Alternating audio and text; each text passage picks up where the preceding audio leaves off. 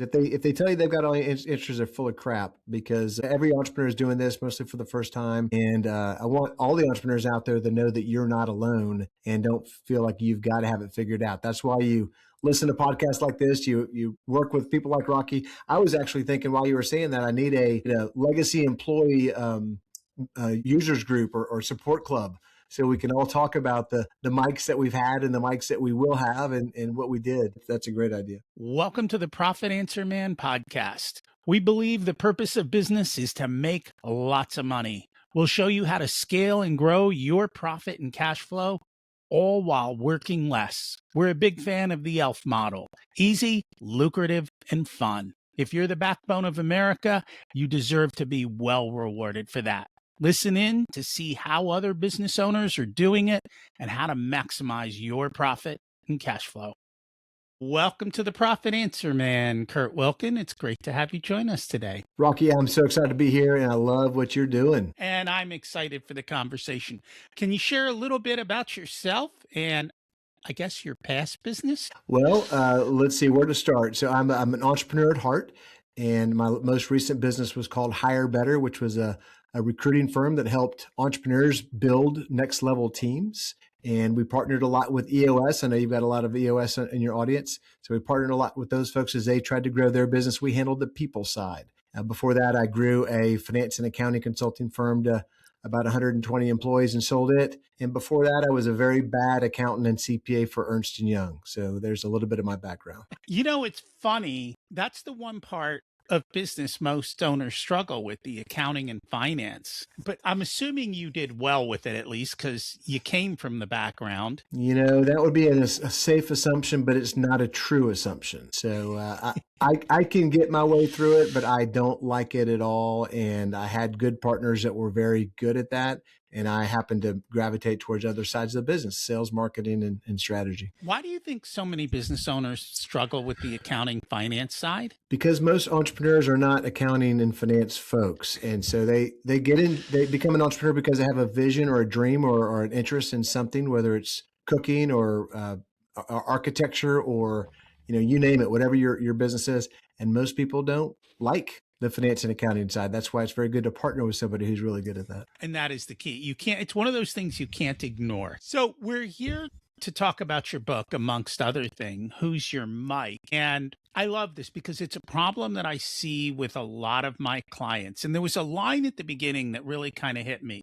It said, "You built a lifestyle business for everyone on the team but you." And it's funny because EOS and scorecards. I'm like, yeah, you built an EOS scorecard and everyone hit their EOS goals, and you didn't have any profit and cash flow to show for it because things aren't aligned. So what is Who's Your Mike all about, really? Well, I'll tell you about the book, and then I'll come back to that line because it was a very powerful line. So Who's Your Mike is I've worked over the last 30 years with a lot of entrepreneurs trying to build and grow their business, and the last 15 in the recruiting space. So I've seen the movie several times from different angles. And what I saw over and over again was this idea that you've got people on your team that are really key contributors until they're not. And you outgrow many members of your team, whether for good, like they can't have another role in the organization, or at least in their role. So for example, Mike is your buddy that you basically started your business with. And to your point, Mike was your accounting and finance and operations and the integrator for the, in the EOS world, and did all the things you didn't like to do, such as open the LLC and do the accounting, order office supplies, whatever,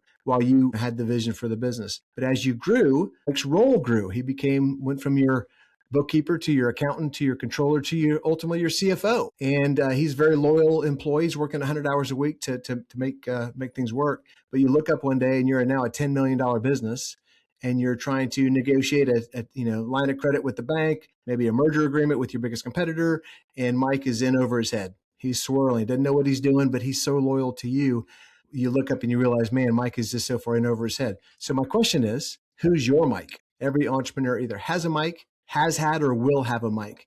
The only way to avoid it is simply to not grow. So that's the lead character. And then every chapter is a different archetype, a different type of employee that you, either a legacy employee that maybe needs to be reassigned, or maybe somebody you bring in from the outside to try to save the world. And the book is a lot of different stories that all entrepreneurs, even the dumb fifth grader like me that wrote it, can get their arms around and understand. So here's the question. Why do we wait so long to do the hard things of getting them out of that position? I can't tell you how often I've had emotional calls with business owners, and yet they go right up to the edge and then they won't rip the Band-Aid off. Yeah, I think because we all are, most entrepreneurs are people-oriented folks, and they see the best in them, and they don't like having those hard conversations. And oftentimes we're not very good at managing people either. So we really need that integrator to have some of those relationships for us. But it's hard. It just is hard for everybody. Here's a good story that I think Doug Tatum shared one time.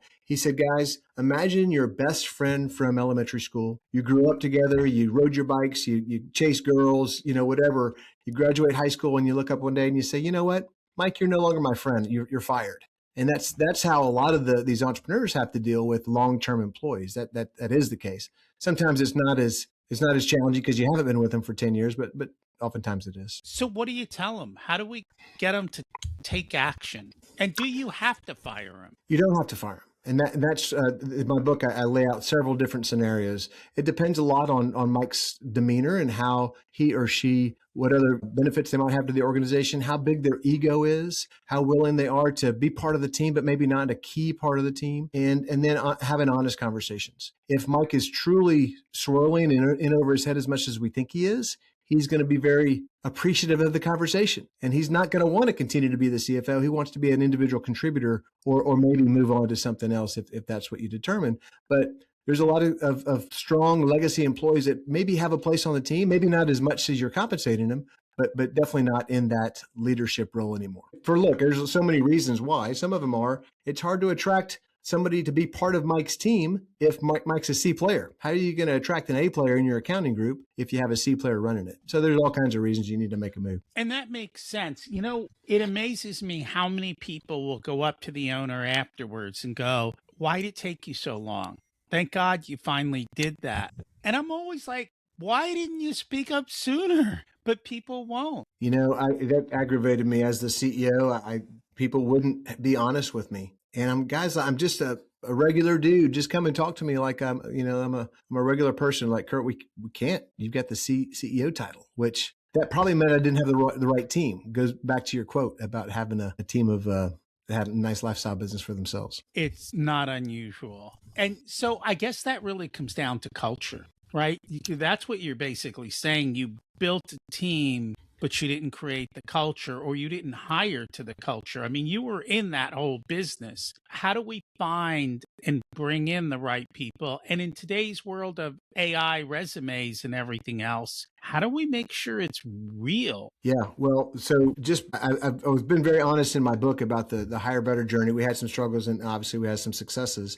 And then my previous business, we had probably more successes there. But I liken it to a sports team. A lot of your entrepreneurs are sports enthusiasts, or maybe they grew up in the sports world, and you've got people with key roles, but they're all fighting for a common good, and you don't have to tell somebody what to do. They know what to do, and they're going to make it happen. And that's really the culture you're trying to build, is a team of winning and all the other attributes you'd want in a strong culture. Your question about AI is a totally different topic. So let's keep on culture and finish this topic before we jump if you want. No, that's fine. And what I meant by AI is when you go to recruit people, they're creating their resumes to look beautiful and tell right stories. It doesn't mean how do you figure out the truth about a person you want to bring on board? Yeah, it's funny. So we've been in the people business, and we're HireBetter historically was very people oriented. We had some technology that we leveraged, but we did not rely solely on technology like a lot of recruiters want you to believe you can. And so we're, I think, different. I think you need that people aspect. You need to be able to ask the right questions. You need to be able to have them tell you stories of what they've done in the past and basically prove it to you. So I would highly encourage your listeners to take their time. And it's super easy to hit that easy button and some AI bot told me to hire this person and do it, but you're setting yourself up for just challenging conversations and another firing down the road. So it doesn't mean you can't leverage AI, but I would not rely on AI. No, and I think I meant it the other way, that the person who's applying for the job has polished their resume to look good. I see it a lot with salespeople. They are wonderful at selling themselves to the company, but, and I think you even talk about it in the book, but when it actually comes to selling, it's a whole different world. Yeah, I know that one of my most popular characters, his name is Pipeline Paul, and he comes in and promises the world to the entrepreneur, and you want to believe him. And you look back at his resume after you finally fired him, and you realize, man, he's got a lot of 18-month stints on his resume, which usually is red flag number one. They stuck around long enough to get past a year, and then they were still hopeful that was going to happen, and finally it just gave up. So is that what you look at, timing? Like, how do you tell whether Paul's real or not? Yeah, sales are the toughest ones. Even in a business like ours, where you are paying us a lot of money to help you recruit, we have a better chance, but it's still not 90-10 or something like that. The sales in particular. Most of the other roles you can determine. You've got lots of good case studies and questionnaires you can ask, and we do a lot of backdoor references. But with sales, besides the backdoor reference, it's harder, no question. Because you're right, if they're a good salesperson, they're going to sell themselves to you. That doesn't necessarily mean they can sell your widget. Maybe that's the thing I would really encourage you to do is, have they sold something similar? Don't expect somebody who's sold consulting services to come in and be your strong semiconductor chip salesperson. In other words, I want them to be in a similar type of industry that they've sold like something like this before, or at least maybe not industry, but same type of product or service. No, and that makes sense. I find a lot of times, especially on the smaller side of the business, and smaller, I mean, even with a few million in revenue, they haven't necessarily built a good sales system. And the owner's tired of doing the sales. And so they want to put a salesperson in, hoping it solves their problem. But if they haven't built a sales system to hand that salesperson, the person doesn't know what they're selling, and they can't do that for them. I don't know what you found. I talk about that a lot in the book, actually, because you as an entrepreneur are able to sell because you're the face and you understand everything about your business, and it's easier for you to sell. And you hire a salesperson and you expect them to be able to sell the same way, and it just simply doesn't work. They're not able to replicate you. The best success I've had is for smaller businesses, is somebody that's come up through the organization that maybe is not a classic salesperson, but they're working with your customers and clients a lot, and you're able to join at the hip for a while to sell, and ultimately you turn it over to them. That's where I've had the most success personally and with a lot of clients at that early stage. Because what you need a strategist who can come in and create your sales process and all the systems and process and structure that you need. But that's hard to do as a small business who doesn't have $250,000 to throw out there, and you might not be able to attract, the best salesperson if you've got a $2 million business. It's a tricky wicket for sure, Rocky. No, you are correct. It's a difficult situation and all of those, and figuring it out. And then the second thing is how to make sure you're measuring them appropriately and so forth. If you're the one doing the sales, you haven't built sales metrics, you haven't built a reporting mechanism. And if you let it go in the beginning, it is almost impossible to get it back on track 6 to 12 months later. Yeah, you're exactly right. As a entrepreneur, unless you're systems oriented, you probably aren't bringing a lot of those systems and structure with you. So you either need to perhaps hire a consultant that can help you build those, or find the right integrator, maybe a fractional integrator, maybe even a peer to bring in to at least get things set up. And we're going to talk about that in a moment, because you do talk about that in the book as well with regards to doing that. Now, I guess it's probably true for a lot of positions. You talked about the traditional salesperson in our ever-changing world of kind of how sales is done, how marketing is done, how it's harder to attribute than ever. Is the non-traditional salesperson maybe a better idea? And the reason I say that is, if the non-traditional salesperson wants to actually solve the customer's problem, they're going to be a better salesperson, but they're not the tradition. Yeah, I personally love that. That's really who I am. I call it business development versus sales. I'm here to solve your challenge, and your challenge may not be something that I can solve. And so I've actually built a very vast network of people I can refer you to that can solve your problem, which I think people appreciate, that I'm not trying to squeeze you into whatever service I have. And I think most non-traditional, or not most, but many non-traditional sales folks who come from maybe a client service or customer service background feel the same. They're here to solve your challenge. And to me, those are the best salespeople. They're not going to cold call 1,000 people, which is what a lot of people think of with the classic salesperson. But I didn't need that. We had a vast network. We do shows like this and people would call us. And so we just turned it over to the customer service type of folks who would help solve your challenge. I think a lot of small businesses could probably do the same thing. They don't need to pound the street, make 1,000 calls, especially if they have something that it requires more of a nuanced sale. Do people still pound the street and make sales calls? Honestly, my first job, I walked into office buildings knocking on doors. Today, everything's locked up tight. Back then, you could walk in the front door. That's funny you said that. So yes, I think you're right. I think most of it is, LinkedIn stalking and whatever.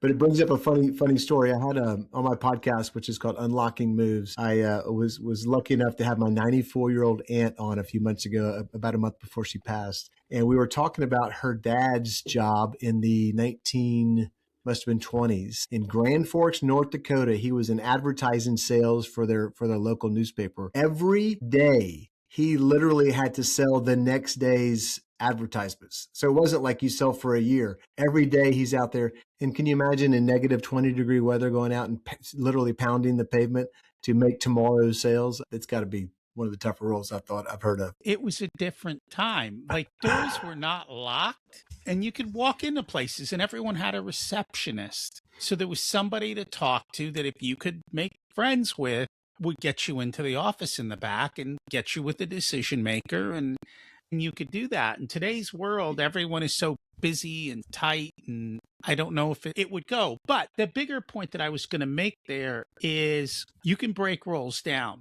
So if you need somebody to make 100 calls a day, you don't necessarily need somebody in the United States and you don't need somebody in your office. Agree 1,000%. Outsource cold calling somewhere else and let that person hand the leads to your non-traditional salesperson. I mean, with automated calendars and everything, all of that stuff is not difficult to do if you just take the time to set it up. Agree 1,000%. You talked about bringing in an integrator and hiring that person. I think you called her Next Level Natalie in the book. The question that always comes up, because I know how expensive these people are, how do you afford her? Yeah. My response is usually, how can you afford not to? I believe that most entrepreneurs have money sitting in the couch cushions they're flittering away. They're wasting money with too many, whether it's something as simple as a software subscription or whether it's something as as personal as human beings. I found with my own business, and I've seen it with thousands of other entrepreneurs, you've got a lot of fat in the system, and the right integrator will come in and not just cut for cut's sake, but cut to help make your business more successful, more efficient, more scalable. And that often means removing some of those people in excess costs out of the systems, and they're going to pay for themselves. One of the things I have seen is I can look at a P&L and I can look at labor costs and I can know there's inefficiency. I just don't know where it is. And a lot of times these companies are like, oh, we have all these people and we're all very busy and they're all very busy. And when you take the time to peel it back, what you usually find is there is someone in the system who is creating fires that everyone is very busy putting out, that if you got rid of the fire starter, you wouldn't have to firefight, and the whole process would work at a fraction of the people. And that's the key. We just took a business that I kept telling them, you have too many people. And they finally pared down the people and went with a very tight team, hired in some subcontractors to do specific things, and things just took off. And part of it was that no one had the skills to manage all those people. And that takes a lot of cost and effort and mental bandwidth. It's amazing what you will find when you do hire that next level employee that really has done this before and can get you somewhere, no matter what department. You'll see the difference between what an A player looks like and what a lot of your C players have been for you. I pulled up a great card. I don't know if you're familiar with Lauren Feldman and 21 Hats. He's got a great small business, content business, let's call it. And one of his guys is named Jay Goltz. And here's a quote: "Instead of putting out fires, fire the arsonists." I love it. It's exactly what you just said. And that is the key. And I know in certain lines of work, there is a massive difference between an A player, an A B player, and a C player. I know Bill Gates talks about it when it comes to programming and computer science. He's like an A player in computer science is 100 or 1,000 fold what a B player is. Because in that business, there is a lot that can make a big difference with that. But even if you look at the speed at which people move, I am always amazed. I've always just naturally moved fast. And there are some people who just naturally move slow. There's nothing wrong with them, but you don't want to put them in a place that needs to move fast because it's just going to hold you up. And if you don't realize that, notice that, or know that, it's kind of brutal. What are the biggest things in all your experience that you've seen that sometimes make you shake your head and go, why do we keep doing this? Well, one of them is what you just described. You've got, if everybody's so busy, we're all super busy, then I it's a red flag to me. And I know there's something wrong. The other is the legacy employees. There's always, we used to do something we called strategic talent planning, which was to meet with the entrepreneur and a couple of key members of his team and talk through talent planning for growth for the business. And there's usually one or two really super key employees that we had to manage around. And usually it's those long-term key employees like Mike that you have to manage around that are actually part of the problem. And it's hard to see that when you're in it, but once you're past it, it becomes fairly obvious. What do you do when Mike is your wife's brother? Because that happens. Yeah, I'll tell you, we've had some dabbles at it, but we never pursued it after a couple of bad cases of working with family businesses. Because as soon as you tell somebody they need to fire cousin Johnny, and it doesn't go well. So yeah, that's a great question. I think you need a lot of counseling, and I'm not. It's above my pay grade. I know what they should do. Now, wife's brother is easier than wife. I've seen cases where the wife was the problem, and that's a doozy. Or the husband. Let's just make sure that we Right. were. Yeah. No, I get it. Yeah, I usually in the businesses that I've kind of dealt with, it's a lot of times the wife is doing the bookkeeping and the billing and those things. And they're only doing it because you asked them to, not because they wanted to. And so that creates some of the issue. The other issue is when the spouse and the kids have the company credit cards and they all say, oh, but that's a write-off, and you still got to pay for it. It's still costly when you have to deal with all of those things. Do you have any secrets on how to get people to take the action they know they should? It's a great question, and I'm pondering a couple of things that I think have worked in the past. I don't know if I've ever said this publicly, but I think the secret is they've got to come to the answer themselves, I think is the right answer, because no matter how hard you hit them over the head, until they see it for themselves. So let me think about that. Some of the situations I've been around, we ask, having that honest conversation with said employee, have the understanding of where you're going as an organization with the entrepreneur. If you're going to double from 10 to $20 million, for example, you need to make certain changes within the organization. And then for me, what I've done is outline what are the key goals that we need to accomplish, what are the key things we need to do to achieve those goals, and then who's going to do them. And usually when you've got black and white there, that I've got 3 significant gaps in my leadership team to really be able to achieve my objectives, it becomes obvious. Now, does that mean they're going to move on it? I'm not sure about that. But what it does mean is I've got 3 significant gaps. Maybe we don't replace Mike, but we find someone who's going to fill one of those gaps from the outside who is an A player. And then you start shedding light on what Mike is and isn't. And then I think it becomes obvious to everybody. Once it becomes obvious to Mike, that's another plus. But a lot of leaders would tell you to be super direct and just pull the Band-Aid off. And that might be the right approach too, Rocky. You're probably better at that than I am. Oh, no, I'm very clear. My spreadsheets behave. People don't. There's a reason I do your spreadsheets and not your people, because it's not my forte. I just know that all these people show up in my spreadsheet, and they show up in lack of margin and excess costs and owner headaches. And so instead of working on how we're going to grow, we're talking about how am I going to deal with so-and-so? I'm like, you got to rip the Band-Aid off. And I think every time we have ripped the Band-Aid off, they always found somebody so much better, maybe even less expensive, depending on how that pay grade went, and so forth. How do you deal with that, by the way? You end up sometimes with a person in the company who keeps asking for more and more money, and the owner's almost afraid to let them go because they think they're a key person, but I think everyone is replaceable, but yet there's that fear. Yeah, I think that's like the other one you talked about with letting people go with, too soon or not soon enough. There's always going to be somebody who thinks they're worth more than they maybe are. And you just have to determine whether they're worth the headache or not. And to your point, a lot of entrepreneurs don't want to move on it until maybe it's super obvious. I don't have an answer for you on that one. Okay.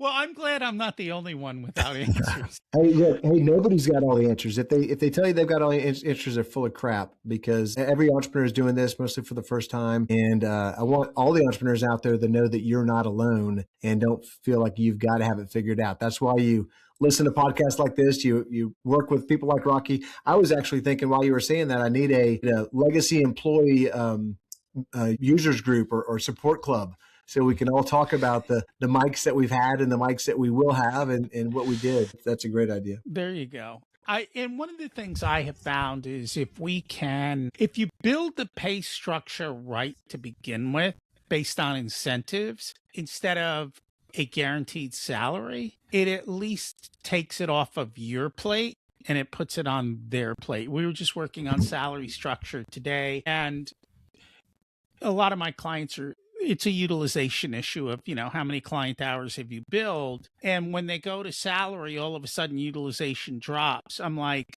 listen, let's do a base salary and then we'll just bonus them for utilization rates. And then it's not a conversation about, I need more money. It's a conversation about, you can have more money, just hit your utilization rates. And so now it's not the owner chasing them. It's, hey, there's the bone. Go figure it out. Don't call me. And when you can shift it from pushing people to letting them pull themselves, I think it just takes it so much easier. You mentioned something, Rocky, I want to come back to. It sounds like you're in a lot of service business or time and material businesses. One of the best routes that I found for sales and growth was to incentivize that from my client service team. And so we had a fairly complicated, it might not have to be this complicated, but a structure around identifying new clients, which was something. Identifying new projects within existing clients was also something. I also went the extra step and paid a bit of an incentive for just the service team, just to keep the client. Now, a lot of people don't believe in that, but that's what we ended up doing at our previous company, to pretty successful. And I think those are all great. What I tell people is set the base rate appropriately and make the incentives winnable, but not, and then you can have higher incentives for higher win rates, but at least the incentive for actually doing what they're supposed to is where they're at. But if they don't do what they're supposed to, then they're making 60, 70, 80%. And at least in that case, most people, because they've got their home budget, are going to go find another job on their own. You don't have to worry about it. Yeah. And they'll self-select out of the program. So that works too. A lot of time with EOS, YPO, other things. How have they helped you? What are some of the things you've learned and seen from all of that involvement? It's a great question. EOS is a system. And so for entrepreneurs who need, which most of us do, some sort of structure within our organization, it's been great. And I was lucky enough to have an integrator. We didn't call him that in my first business. It wasn't even EOS, but I had a strong operating partner. And then with HireBetter, we had a strong integrator as well. So I love what EOS brings to the table. YPO is totally different. So YPO is a professional organization of mostly CEOs and presidents. And what I love about YPO, there's a lot of peer groups now that are out there.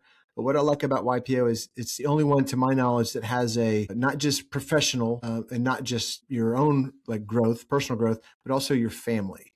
There's a family element, because as well-rounded leaders, we have to have that element of a strong family life if we're going to be well balanced.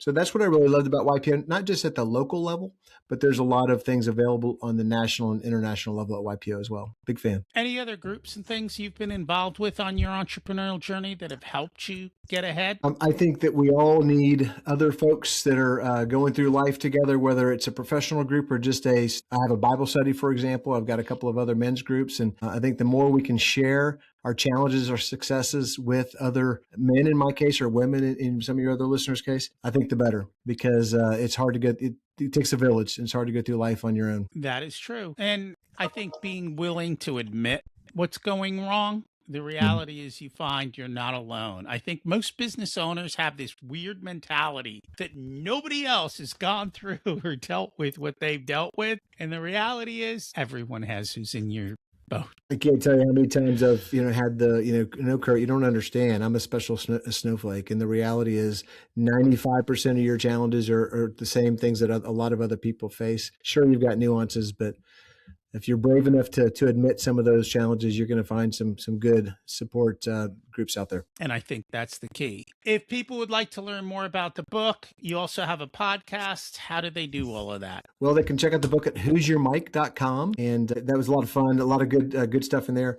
Unlocking Moves is my podcast. We drop about every other week. And it's usually business leaders, and some non-business leaders who I believe that we all have some challenge or something in our life, a decision point that changes the trajectory of our life or our career. And that's what I try to uncover with Unlocking Moves.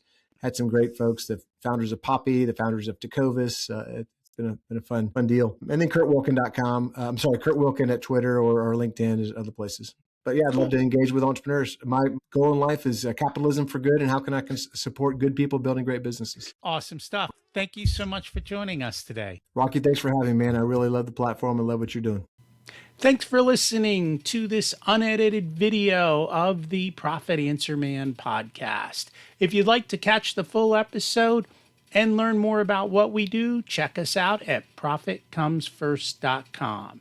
We also go through the Profit First book in each and every chapter in the beginning episodes of the podcast, so check those out as well. Thanks for listening, and here's to you having a more profitable and growing business.